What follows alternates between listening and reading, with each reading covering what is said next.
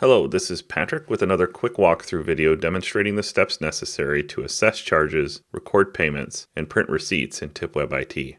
Please keep in mind that since I'm a district admin user in TIPWeb-IT, you may see options available on my screen during the walkthrough that are not available on your own. If you ever have any questions about your access in TIPWeb-IT, please reach out to Terry Neitz, our inventory specialist in the technology office. Before I begin the walkthrough, let me share some general guidelines regarding district expectations when it comes to issuing charges related to district technology. First, schools are expected to issue charges to families for accidental damage and vandalism that occurs while the device is in their child's possession. Second, low-cost accidental damage insurance will be available soon to families to reduce some of the cost risk associated with taking a Chromebook home. Third, charges are assessed to students in TIPWeb-IT, not the device. You'll see more about this during the walkthrough in a second.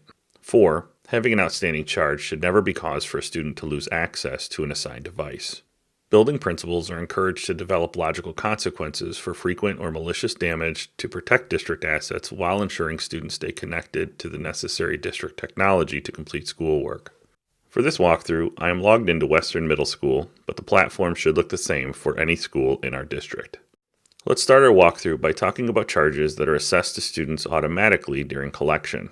You will recall from my video walkthrough on collecting devices from students that we are asked to confirm that the accessories for the device were turned in along with the device itself, and that the distribution receipt signed and sent to the student and family shows that a charge will be assessed if not returned. It's important to note that any accessory or device that are marked as missing during the collection process will automatically show up as a charge assigned to the student in TIPWeb-IT. For example, let me pull up the student record in TIPWeb-IT for the student who did not turn in their charger with the Chromebook when recorded during collection. Charges are found under the Charges tab. You will see every charge assessed to a student listed along with the information about the device that charge was associated to. You'll also see the type of charge that was assessed, the amount of the charge, the amount still due or outstanding for the charge, as well as the amount of money that was paid or refunded. Let's assume that this student who did not have his charger during the initial collection brought it in 1 week later. This would reasonably satisfy the $35 charge assessed during collections without us actually taking payment.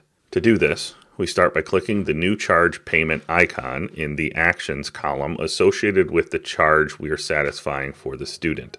We then mark the satisfied box under Payments without entering an amount and enter a note about why we are satisfying the charge.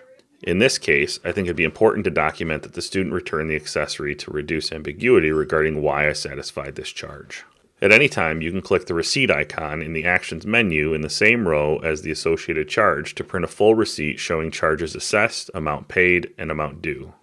Now let's talk about assessing new charges that may come up outside of our collections process. For example, let's assume the student lost his charger and wants to buy a new one. Within the Charges tab associated with the student account in TIPWeb-IT, you will find an Add Record link above the charges table we discussed in the previous section. To charge the student for a new charger, we select Chromebook charger as the charge type. The charge amount will be automatically filled in. I recommend adding a note related to charges. In this case, I would simply put lost charger. For the sake of this walkthrough, let's assume that this student knew that the replacement charger would cost $35 and made payment at the same time as the charge was assessed. We would simply enter $35 as the amount paid under Payment Information and click the Save icon. Again, at any time, you can click the Receipt icon in the Actions menu in the same row as the associated charge to print a full receipt showing charges assessed, amount paid, and amount due. Now let's pretend that the same student showed up a week later with 2 Chromebook chargers and asks if he can turn one back in for a refund. We can do that by clicking the Refund link in the Actions menu in the same row as the charge amount being refunded. I recommend adding a note if refunding money associated with the charge in TIPWeb-IT, again to avoid ambiguity.